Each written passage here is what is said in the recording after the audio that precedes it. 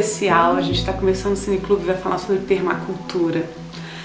A permacultura, ela é um jeito de transformar a nossa vida. Ela integra técnicas, integra conceitos, integra uma ética para que a gente possa viver de uma forma mais sustentável. Não uma vida sustentável que a gente sonha, mas uma vida sustentável que a gente pratica. Então, isso tem a ver com a maneira como a gente mora, tem a ver com como a gente planeja os nossos espaços produtivos, tem a ver com que água que a gente usa, né? E a gente usa água de chuva, a gente depende só de água de poço. Como é que a gente usa a água? E para a nossa vida, para que ela seja confortável, para que a gente viva bem, a gente precisa também de muita energia.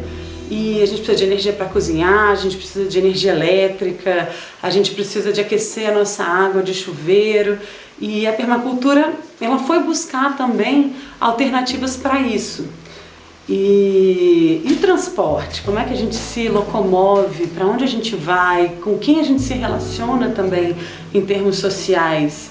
A permacultura, ela vai tecendo e se conectando a diversos aspectos da nossa vida, propondo uma maneira da gente viver que integre os aspectos físicos, que tem a ver com o nosso corpo, com saúde, com alimentação, com moradia, como eu citei, transportes, com a água que a gente bebe ou a água que a gente usa, com o manejo que a gente faz do nosso solo, com aquilo que a gente planta, e cria possibilidades a partir de uma ética para que a vida ela possa ser inteira, para que a vida ela possa ser sistemática, para que a gente possa viver num sistema complexo que gere mais vida.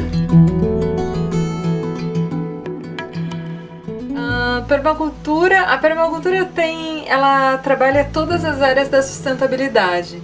Então a gente trabalha por uma cultura de permanência, uma filosofia de vida, uma ética e uma prática de integração harmônica com o ambiente, buscando a sustentabilidade. Eu conheci a permacultura em 2001, trabalhava com o Sérgio Pomplona no Ministério do Meio Ambiente, e ele me apresentou e me falou sobre a permacultura, e eu fiz um curso em 2001. E me apaixonei por permacultura, ela mudou minha vida, praticamente.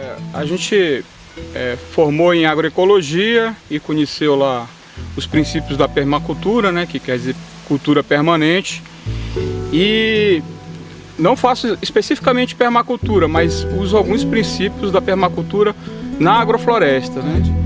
Tem um diagrama que a gente chama de flor da permacultura que mostra as áreas da atuação humana que a gente precisa mudar a nossa atuação para sermos sustentáveis. E basicamente é o resumo de todas as áreas da atuação humana.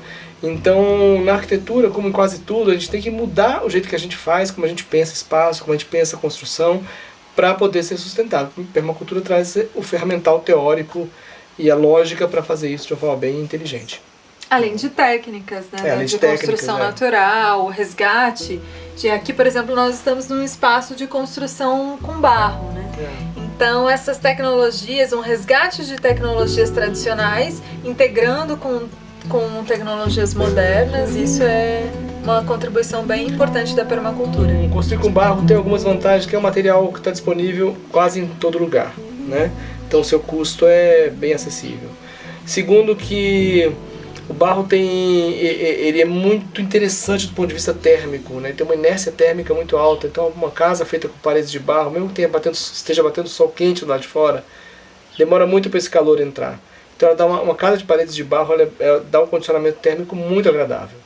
Então você já tem duas vantagens aí. Então de dia ela vai ser fresca, né, porque demora para aquecer, e ao mesmo tempo à noite ela vai liberar esse calor que ela absorveu durante o dia. Isso. Então à noite ela vai ser também confortável, especialmente aqui pro Cerrado, né, que a gente tem noites mais frias e dias quentes. Isso mesmo. E ela também ajuda na questão da umidade, né?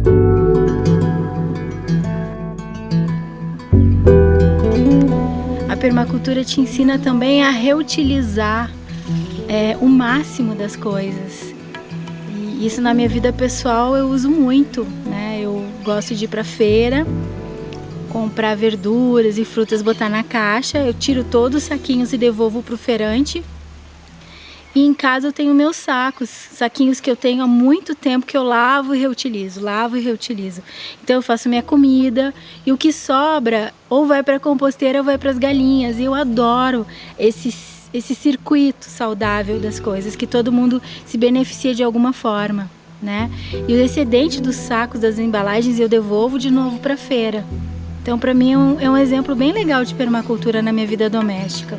Primeiro é procurar separar o lixo, né? Logo na hora que você tá ali tentando se desfazer desse lixo, já separar entre o lixo sólido e o lixo orgânico.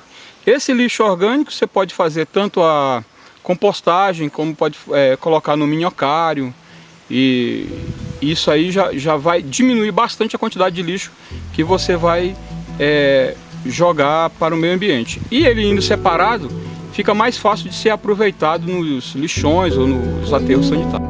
Então a permacultura ela tem muito a ver com o design de espaços sustentáveis. Então, acerca da água, a gente trabalha a manejo sustentável da água, compreendendo o ciclo da água e facilitando, permitindo que esse ciclo seja o mais harmônico possível. Então, que a água transite no terreno, infiltrando lentamente, maximizando esse aproveitamento para o sistema como um todo, né? E, obviamente, sempre que as águas servidas, né, sejam as águas que a gente utiliza, todas as águas que a gente utiliza para o consumo na casa, que elas retornem ao sistema com uma excelente qualidade, né? Então, a gente fazer esse tratamento, essa biorremediação. O que a gente procura fazer aqui utilizamos um sistema de irrigação de microaspersão, que já tem um gasto menor de água do que um de aspersão, e a gente procura manter o solo coberto. Isso aí diminui a quantidade de vezes que você vai ter que irrigar. Então, essas duas medidas, ou microaspersão ou gotejamento, já vai diminuir essa quantidade de água. E o principal, mantém o solo coberto, porque além de você economizar água, você vai estar ajudando a ter um solo rico, né? Seu solo vai ficar mais fértil cada vez que você vai cobrindo. A permacultura não busca, por exemplo, lugares com a melhor terra para ser super produtiva. A gente busca lugares que a gente possa viver e eventualmente construir solo onde não tem. É o caso do nosso terreno aqui, que é uma encosta que foi queimada durante sei lá quantos anos, era um cascalho exposto com um capim embaixo. Hoje em dia tem árvores e começa a ter uma produção de alimento ainda incipiente, ainda pequena, mas começa a ter solo. Então a gente está criando solo, criando essa reserva de energia para a futura produção de alimentos, né? Então, permacultura, a gente até brinca que basicamente o permacultor tem que fazer duas coisas: cuidar da água e criar solo. Fizer essas duas coisas, tá bom demais. Então, nesse sentido, parte da nossa ética é colocar esse conhecimento, né, a serviço da terra, para que a gente possa ajudar a recuperar os sistemas, né? Porque o que nós vemos é que cada vez mais nós temos sistemas bastante degradados. Tudo que a gente recolhe no galinheiro, a gente utiliza aqui. Otimizar a irrigação com a água que a gente tem, manter a cobertura do solo, tudo que a gente vai fazer. Aqui nós temos canteiros de 70 metros, então quando a gente vai de um lado para o outro, a gente vai sempre fazendo alguma coisa para otimizar o tempo. Dentro da permacultura se fala muito de ter várias funções para uma coisa só, né? Para que ela valha a pena, para a gente botar energia nela. Em primeiro lugar, quando a gente pensa em energia, a gente tem que pensar em como economizar energia, né? Em como a gente ter o máximo aproveitamento para que a gente não precise, né, de tantos, né, enfim, equipamentos. Por exemplo, e aí todo um sistema de iluminação natural, de conforto térmico na casa, para que você não tenha que usar ar-condicionado. Então, todas essas coisas devem estar previstas no design para que você tenha o máximo aproveitamento do que está aí disponível na natureza. Isso aí, e nos projetos arquitetônicos como um todo também.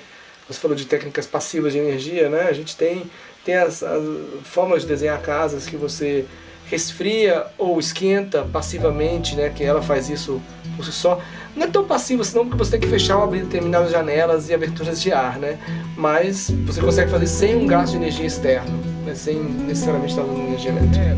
Se for possível utilizar energia solar, energia eólica, isso aí já vai diminuir bastante o uso de energia, né? E a recomendação que a gente sempre lê é tá trocando lâmpadas por lâmpadas mais econômicas, saber os horários, por exemplo. Aqui a gente procura ligar a irrigação já depois, ou de manhã cedo, ou depois das 9 horas, quando o valor é menor, né? Eu espero que a permacultura ela seja uma solução só de presente e que no presente a gente possa criar condições para as futuras gerações. Porque a gente está num momento da sociedade em que falar, por exemplo, de escassez de água não é mais algo que ambientalista falava, né?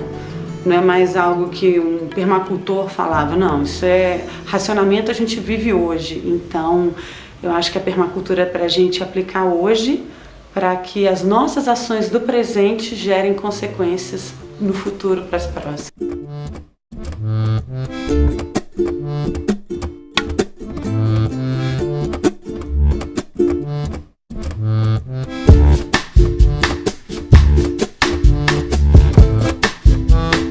Ha ha ha!